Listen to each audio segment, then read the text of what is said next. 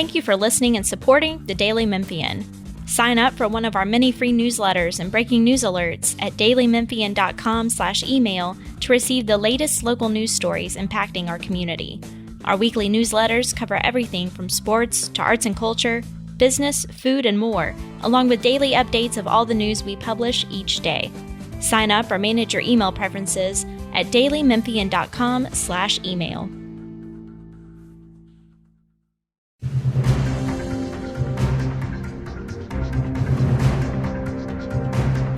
I'm Bill Dries, reporter for the Daily Memphian, and this is On the Record, a roundup of the certified results from the August 4th election, preparations for the November 8th ballot, and a few other items. We record this Wednesday, August 23rd, the day after the Shelby County Election Commission certified the August election returns.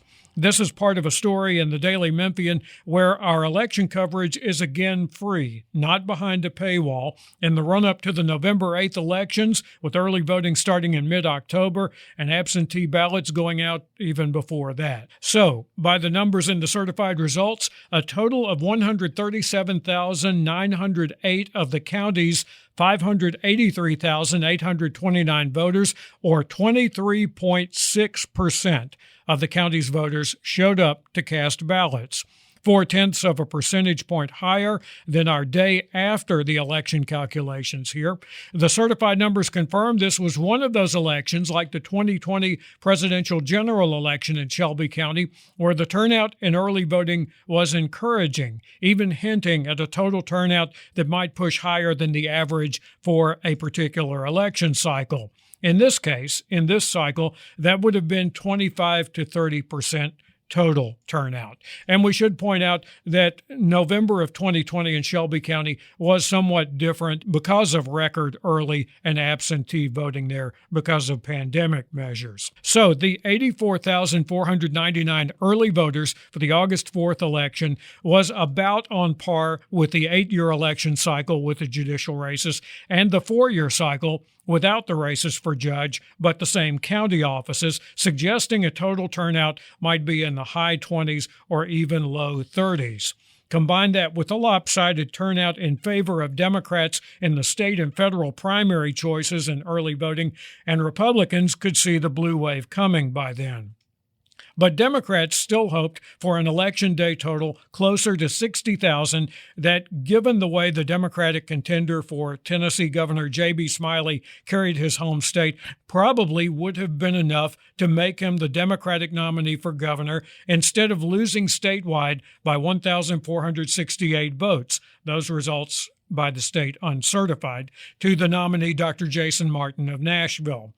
Election day, however, as we saw in the 2020 presidential general in Shelby County, was low. By the certified numbers, 50,712 total turnout in Shelby County just on Election Day, for a combined all-in percentage turnout of, again, 23.6%, the lowest for the big ballot cycle since partisan primaries began 30 years ago.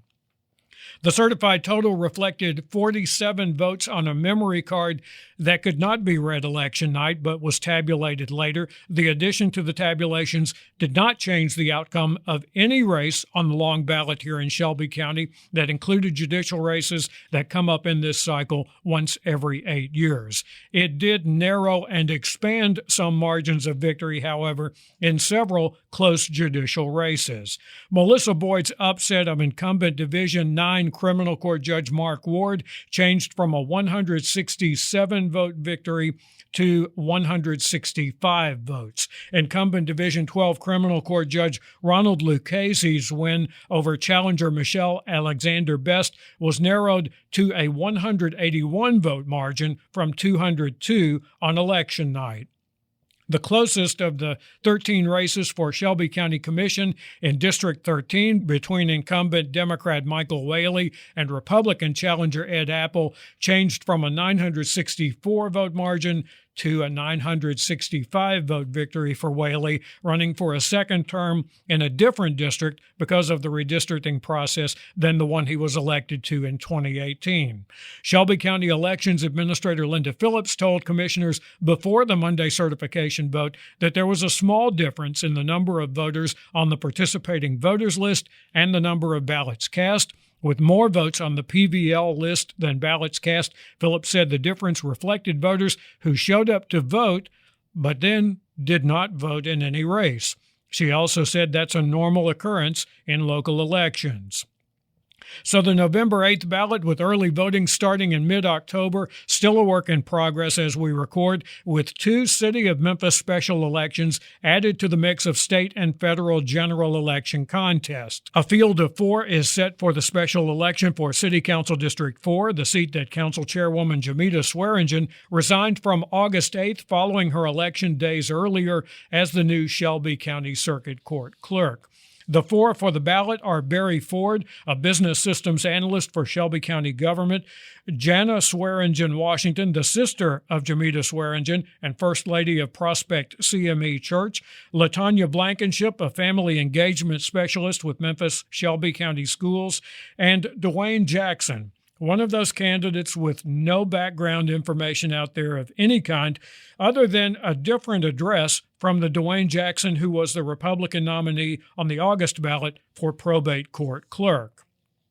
Meanwhile, the City Council will move to appoint an interim council member for District 4 at a special meeting September 1st, who would serve until the winner of the council race on the November ballot is certified. That could be 2 or 3 months, depending on whether any of the 4 contenders get a majority of the votes on November 8th. If no majority, the top 2 by vote totals advance to a December runoff election as required by the city charter for the 7 single-member district council seats. Still to come is the field for a special election on the November ballot for City Court Judge Division 2, given up by Judge Tarek Sugarman following his victory in the race for juvenile court judge. What's interesting here is Carolyn Watkins, the Division 1 City Court judge, appointed by Mayor Jim Strickland, who lost her bid to win the rest of the 8-year term of the late Teresa Jones in Division 1, lost to Kenya Hooks on August 8th. Before this week's certification of the results, Strickland had nominated Watkins to fill Sugarman's vacancy in Division 2 until the special election is decided, and Watkins is expected to be among those running in the special election, which has a September 14th filing deadline. Lynette Hall Lewis, a senior assistant city attorney, has already filed in the contest. The Election Commission will meet the day of the filing deadline, again September 14th, later that afternoon, to set the last piece of the November ballot. Meanwhile, the Election Commission has the bulk of the new voting machines and stations to make their debut when early voting starts in October. These are updated touchscreens with a paper readout of your choices that you then feed into a digital scanner, which rolls the paper copy into a locked ballot box as another audit trail. The machines come with an option at the check-in table when you early or election day vote for a hand-marked paper ballot.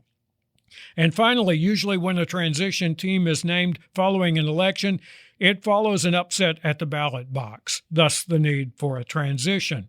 Well, after an easy win over Republican challenger Worth Morgan, incumbent Democratic Mayor Lee Harris has named a transition team for his second term as county mayor under his Next Era banner. An indication Harris's complex model for changing the role of the county mayor politically and governmentally will move to a higher gear in his second term with a 9-vote majority on the Shelby County Commission. All of the winners in the August County General take office or start new terms September 1st. You could also start seeing some visible moves in the 2023 Memphis mayor's race that day or soon after. That's the rundown, with more to come in our coverage that, again, is on the free side of the paywall at the Daily Memphian as we head for the November ballot and beyond. I'm Bill Dries, and this has been On the Record.